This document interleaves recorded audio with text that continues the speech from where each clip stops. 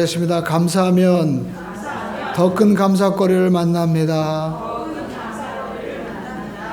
오늘 우리가 성경 말씀에 보면 예수님께서 이제 예루살렘으로 가시는 길에 사마리아와 갈릴리 그 지역을 지나가는데 어디서 소리가 들리는 겁니다. 예수 선생님이여 우리를 불쌍히 여기소서. 근데 정상인처럼 큰 소리로 들리는 것이 아니라 뭔가 문제가 있는 사람이었어요. 예수님께서 그들을 가만히 보시니까 그들은 나병 환자였습니다. 나병 환자들이 목숨을 무릅쓰고 사람들 앞에 오면 돌에 맞아 죽을 수도 있는데 예수님 가신다고 하니까 우리도 예수님 만나서 나병에서 고침받아야 되겠다. 그들이 서로 한마음이 되어서 예수님 앞에 소리를 지른 겁니다. 그런데 예수님께서 그들을 보셨어요. 우리가 오늘 읽은 14절 말씀에 보니까 예수님께서 그들을 보셨다라고 말씀하고 있습니다. 그리고 예수님께서 이제 그들에게 말씀하십니다. 제 세상에 가서 내 몸을 보여라. 그랬더니 그들이요 예수님 말씀에 순종해서 제 세상에 가는데 가다가 보니까 한 친구가 얘기하는 거예요. 야, 너 얼굴이 깨끗해졌어. 보니까 자기가 만져보니까 얼굴이 깨끗해진 거예요. 너도 깨끗해졌다. 야. 보니까 옆에 있는 친구들도 야, 너는 팔뚝이 그 다 없어져 버렸어. 그러면서 서로 막 기뻐하는 거예요. 나병이 다 나은 것입니다. 근데 여러분 그 가운데 10명이 고침받았는데 한 사람이 예수님 앞에 나와서 예수님 앞에 큰 소리로 하나님 앞에 영광을 돌리면서 엎드려 예수님 앞에 절하면서 예수님 감사합니다. 그러는 거예요. 감사합니다. 그런데 예수님께서 물어보십니다. 나머지 9은 어디냐라고 물어보시는 거예요. 17절에. 그랬더니 예수님께서 이제 그에게 이르십니다. 가라, 내 믿음이 너를 구원하였느니라. 육신의 병을 고침받은 뿐만 아니라 그는 영혼의 문제까지도 해결받으셨습니다. 오늘 우리는 이 이야기 속에서 우리에게 주시는 많은 메시지가 여러분 있습니다. 특별히 우리가 알 것은 우리 삶에 문제가 있으면요 예수님 앞에 나가야 된다는 겁니다. 성경에 보니까 너는 내게 부르짖으라. 그리하면 내가 내게 응답하겠고 내가 알지 못하는 크고 비밀한 일을 내가 보이리라. 우리가 알지 못하는 것이 있습니다. 우리는 사방을 보지만 여러분 하늘이 있어요. 오방이 있습니다. 예수님께서 수고하고 무거운 짐을 가지고 다 내게로 오라. 내가 너희를 쉬게 하겠다는 겁니다. 우리는 인생의 문제 가운데서 절망하고 좌절하지만 길이 있다라는 것입니다. 문제가 있으면 해결이 있는 것입니다. 오늘 여러분 성경에 보니까 이 나병 환자들은요 서로 한 마음이 되어서 모여 있어요. 원래 보면 유대인이나 사마리아인들은요 서로 모이질 않았어요. 과거에 솔로몬 이후에 나라가 두 쪽이 나왔습니다. 그래서 북쪽에 있는 사마리아 사람들이 전부 다 잡혀가가지고 혼혈이 됐어요. 돌아오고 나니까 전부 다 자기들의 원래 모습이 아닌 거예요. 그래가지고 사마리아 사람들을 무시했습니다. 저들은 우리 민족이 아니다. 상종도 안 하고 말도 안 하고 동네 가지도 않았습니다. 그래가지고 무시당하는데 오늘 본문에 보니까 이 나병이 걸리니까 같이 한마음이 됐어요. 외로우니까 그렇죠. 나병 걸리면 생리별이 됩니다. 보고 싶은 부모님도 못 보고 친척도 못 보고 동네에서도 돌 던지니까 이제 따로 홀로 살아야 되는데 얼마나 외로워요.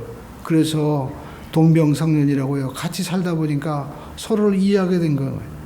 여러분 큰 홍수가 나면은요 이 짐승들이 살기 위해서 막 산꼭대기에 올라가는데 거기는 뭐 늑대고 양이고 막 함께 올라간다는 거예요. 인생의 고난이 오면 사람들은요 그 고난 앞에서 서로 동병상련이 되는 겁니다. 그 전에 보니까 버킷리스트라고 영화가 있었어요. 거기 보니까 흑인가 그리고 그 병원의 주인이에요. 병원의 주인이 함께 2인실에 있게 된 겁니다. 원칙이 뭐냐면 이 병원장이 절대 1인실을 못 만들게 했어요. 그래가지고 자기가 회장인데도 불구하고 2인실에 같이 있게 되는데 보니까 옆에 한 흑인이 있는 거예요. 흑인 상대도 안 한 사람이죠. 근데 보니까 그 사람도 암에 걸려 죽어가고 나도 암에 걸려 죽어가니까 서로 친구가 됐어요. 그래가지고 인생에 마지막 꼭 해보고 싶은 거 그걸 서로 한번 같이 해보자. 흑인은 돈이 없다고 그러니까 내가 다 대줄게. 그래가지고 같이 이렇게 여행도 하고 뭐 비행기에서 점핑도 하고 뭐 그런 이야기입니다. 근데 보니까 흑인과 백인이 더군다나 그 상류층과 그리고 또 자동차를 고치는 일한 수리공과 절대 같이 밥을 먹을 수도 없죠. 그런데 같이 암에 걸리니까요, 서로 친구가 되는 거예요. 우리가 여러분 인생을 살면서 고난이 주는 유익도 있습니다. 근데 여러분 우리가 이 고난이 올 때, 우리가 한 마음이 될 때 우리는 어떤 방향으로 나가야 되느냐? 예수님께 나가야 된다라는 것입니다. 근데 여러분 우리가 알 것은 예수님의 소문이 들렸을 때 여기 보니까 10명의 이 나병 환자들이 어떻게 해요? 그때 주님이 가신다는 소리를 듣고 모두가 모여서 함께 외치는 것을 볼 수가 있습니다. 여러분 인생을 살다 보면 하나님의 타이밍이 우리에게 주어지는 것을 볼 수가 있습니다. 그때 우리가 하나님의 응답을 기대하고 하나님의 역사하심을 믿고 우리는 긍정적으로 믿음으로 나가야만 된다라는 것입니다. 우리가 여러분 인생을 살아가면서 부정적으로 나 같은 나병이 불치병인데 주님이 고쳐주시겠어? 라고 우리가 좌절하고 절망하면 기회가 없다는 거예요. 나도 할 수 있다. 주님께서 내 문제를 아시고 역사하실 것이야. 이렇게 믿음을 가지고 나올 때 주님이 왔어요? 그들을 보셨다는 거예요. 오늘 이 시간에도 주님께서 우리를 보시는 줄로 믿습니다. 그들이 막 소리를 지를 때 여러분 나병 환자들은요 감각이 없어요. 그래가지고 잘못하면 목소리를 잃어버릴 수 있습니다. 어디 아파도 감각이 없어가지고요 막 손도 이 나병 환자들이 끊어지는 이유가 뭐냐면 아프면 만지지 말아야 되는데 아픈지 모르고 불을 이렇게 만지면서도 뜨거운 걸 못 느끼는 거예요. 이게 나병의 무서운 것이죠. 그런데 여러분 이분들은 지금 소리를 지른 겁니다. 잘못하면 영원히 목소리를 못 낼 수도 있어요. 근데도 불구하고 너무나 절망스러우니까 주님 앞에 희망을 걸고 나가는데 주님은 그들의 그 안타까움을 보셨다라는 겁니다. 그러니까 그들의 눈과 예수님의 눈이 마주친 거예요. 아마 그들은요 평생에 정말 그 사랑의 눈빛을 경험했을 것이에요. 모든 사람들이 볼 때 경멸의 눈빛으로 마치 정말 짐승처럼 자기들을 취급하는데 그 사랑의 눈으로 예수님께서 보시면서 말씀하시는 거예요. 제사장에 가서 내 몸을 보여라 라고 말씀하고 있습니다. 그들은 너무나 오랫동안 사랑에 그리고 연민의 이 정에 굶주려 있다가 그 예수님의 그 따뜻한 그 눈빛만 보고도 저분의 말씀은 진리구나. 그 말씀에 그대로 순종하고 나아가는 것을 볼 수가 있습니다. 오늘 이 시간에도 저와 여러분들이 예수님의 그 눈빛과 마주칠 때 여러분 주님께서 주시는 믿음이 우리에게 여러분 솟아나게 되는 것입니다. 성경에 보니까 이들이 이제 두 번째 가는데요. 예수님이 보면은 어떤 사람들은 만져주기도 하고 또 예수님의 제자였던 베드로는 예수님이 직접 가셔서 장모의 열병을 고쳐주시는 거예요.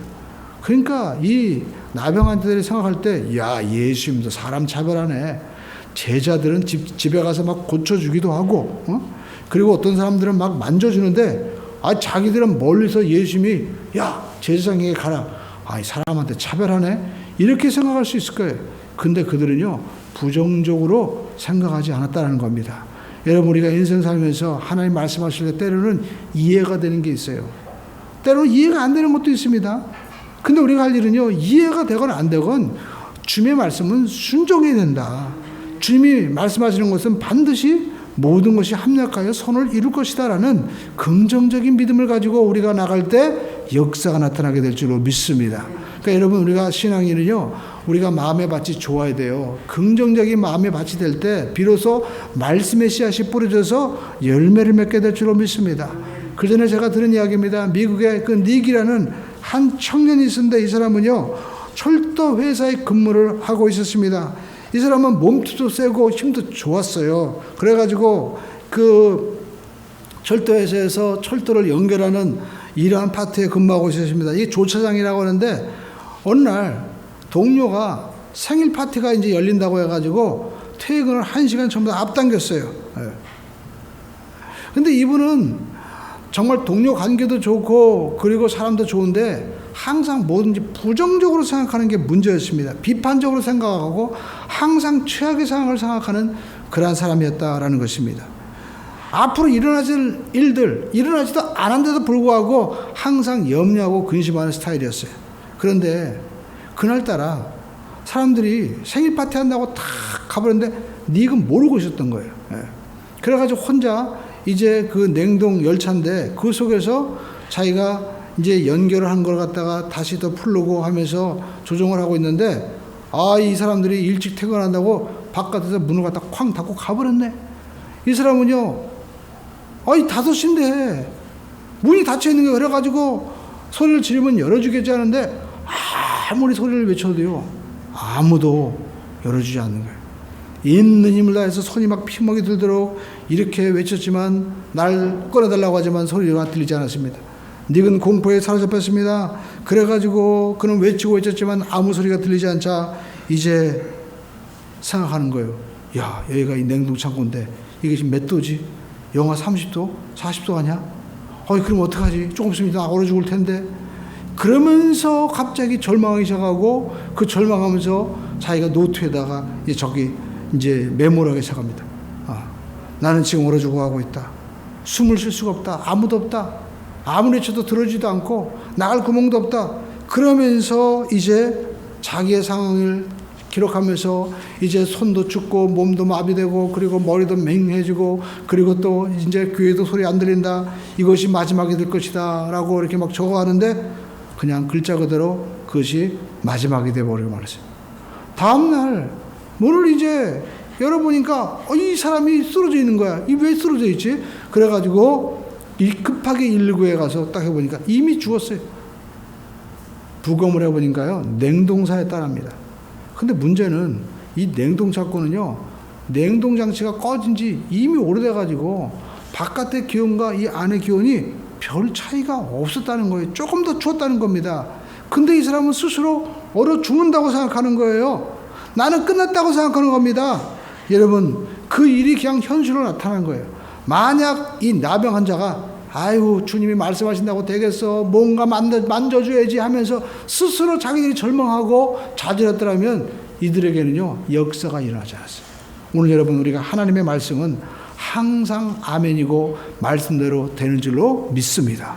그래서 우리는 그 말씀을 믿고 나가는 거예요. 오늘 이 10명의 나병 환자들은 그냥 순종하고 갔습니다. 근데 가다가 보니까 난 거예요.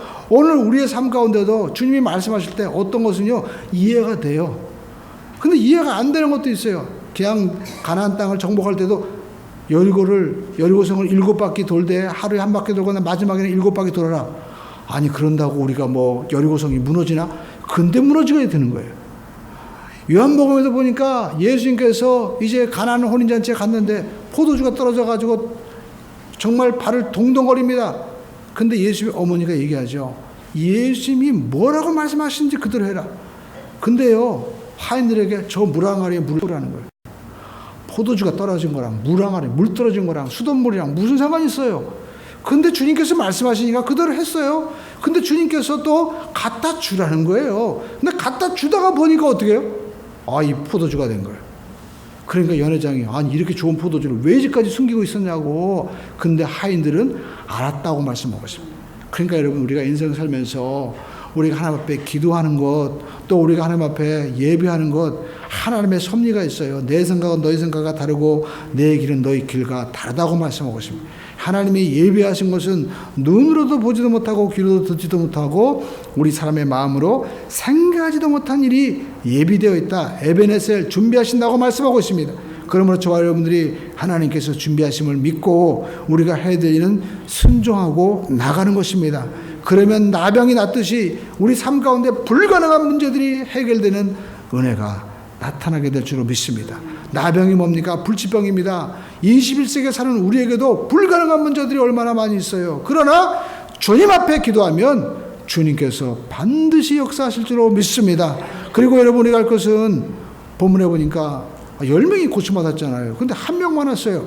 예수님께서 오늘 성경에 보니까 17절에 물어보시죠.